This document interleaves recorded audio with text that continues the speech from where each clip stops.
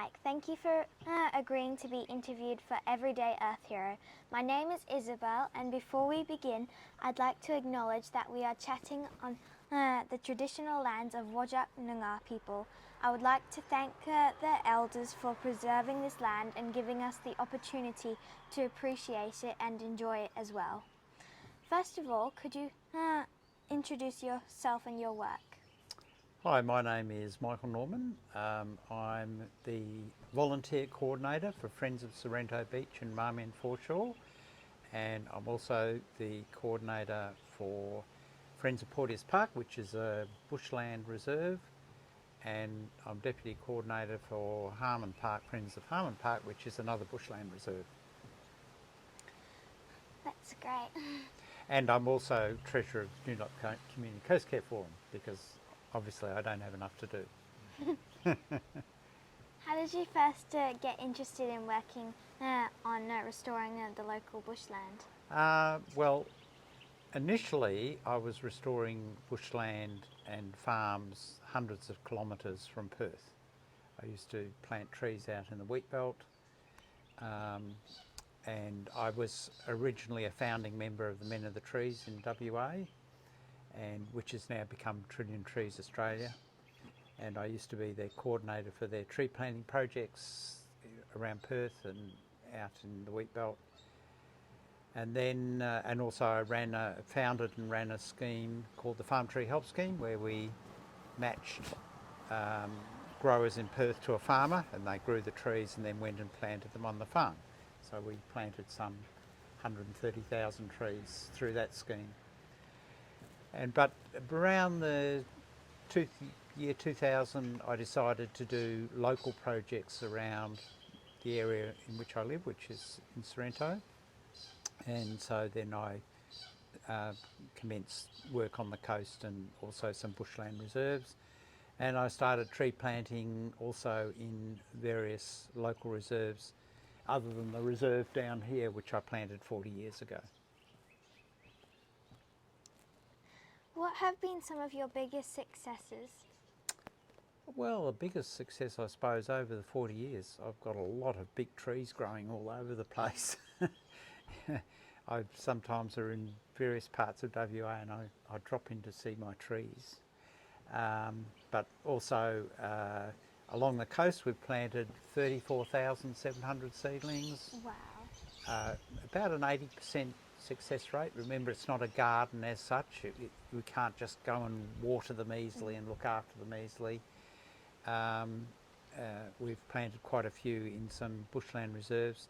I've also planted out about 16 parks with trees around this area, and another 20 or so what I call wasteland areas that no one cares about. Sometimes I'm a bit of a guerrilla tree planter. I plant trees. I don't ask anybody. I know it's a place I can plant trees. There's no power lines, there's no sewerage. It's not going to cause a problem. We gather weeds have been a big problem on the coastline. How have you gone on tackling this issue? Well, weeds, invasive species, both flora and fauna, are a big problem to Australia. They're an immediate problem.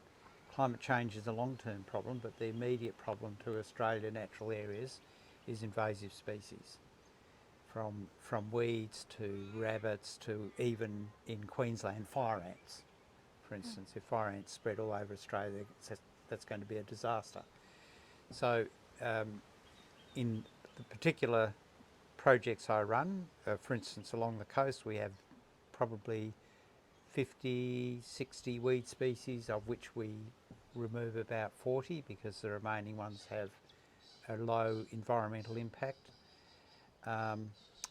So when we start a new degraded area, degraded means it's mostly weed infested, we sometimes get the city of Joondalup to do some initial spraying, spot spraying, and we manually weed around any of the existing native plants because you can't spray near the native plants.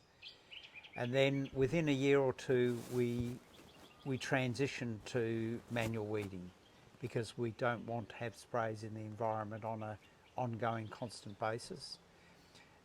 So of the 2.5 kilometres along the coast, 95% of the weeding is done manually now. We get the city of Joondalup to do a little bit of spraying on some weed species that need that, but most of it's manual weeding. And we've even invented our own levering tool to increase the efficiency of the manual weeding job. What are Oh, and I might add, of the 40 weed species that occur along the coast, we've already totally eradicated 13 of them, and probably another 10, 15 are in very low numbers now. what other challenges do you face? The challenges. Well, there are a few. Firstly, we've had a drop in the number of volunteers since COVID for some reason, and all volunteer organisations have noticed that. We're probably not funded as much as we could. We employ people to do some of the weeding during the peak time, which is really from July through to November, but we don't get a lot of grant funding to do that. We could have some more grant funding. If I called myself a sporting club, I'd get a lot more funding, right? But I'm not a sporting club. Other challenges are, just the lack of knowledge in our community about natural areas and the threats to them and what needs to be done to keep them in good condition. And also we do have some invasive animals. We have rabbits in our project along the coast. And finally at Sorrento Beach, the accretion of the sand caused by the Hillary's boat harbour has covered the fencing, and now we've got people running up and down in the dunes and destroying some of our planting efforts there. So some people see the dunes as a play space, and without knowing that the vegetation there is quite sensitive to trampling. What would you most like people to know about what you do? I would like people to actually know that volunteers are doing this work, that they could contribute to that work. Even if you don't have the knowledge, you'd rapidly get the knowledge. You're assisted, you're given the tools, you're given the gloves, you're given every encouragement to join in.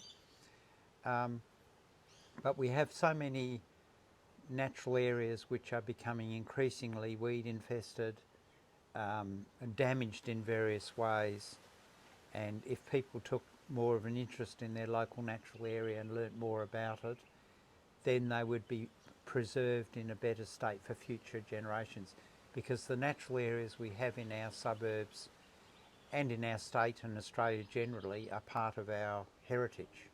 They're an important part of our heritage, just like some of the old buildings that we have are part of our heritage.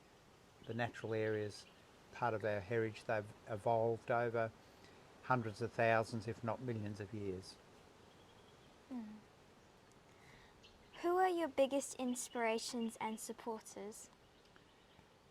Biggest inspiration, I suppose, is where I hear of land care projects that are on a very big scale and have been successfully implemented. Like, for instance, eradication of rubber vine in the Kimberleys might be one, since we've been to the Kimberleys. Those sort of projects, they're a much bigger scale than what I conduct, and some of those projects have been very successfully implemented, so I get inspiration. I know someone who's actually eliminated Watsonia from 400 hectares of Darlington. He's basically done all of Darlington by himself. So people like that inspire me, people who've put the effort in and have got the results, because they look carefully at how it should be done, and what they do is very efficient and effective. Do you get many spare time, and if so, what do you like to do? In my spare time, I like to walk in fresh air. I like to ride my bike. I've actually ridden my bike around other countries, up the east coast of Canada and around France and down the east coast of Australia. So I've ridden my bike many places. And I like to swim because I live near the coast. So we swim every morning that if I don't have something on, I'll go for a swim from October through to May. So I like to swim, and I like to read. Just the other day, I was in the reference library at the Joondalup Reference Library looking at some various historical things. So I like to read. And if I get time, I like to do some cooking. I like to cook meals from other countries. What do you hope that your local area will look like 10 years from now? I'd like to have a local area where the natural reserves that we have are in better condition. I'd like to see people maybe using a bit more sustainable transport than they do now. I'd like people to join more of the Friends of groups that exist. There's about 14 Friends groups in the city of Joondalup, for instance. It'd be great if more people could participate and help with those groups. Where can people find out more, and how can they support you and your work? Okay, all right. I've just mentioned there are a number of Friends groups, of which I'm involved with 3 of them.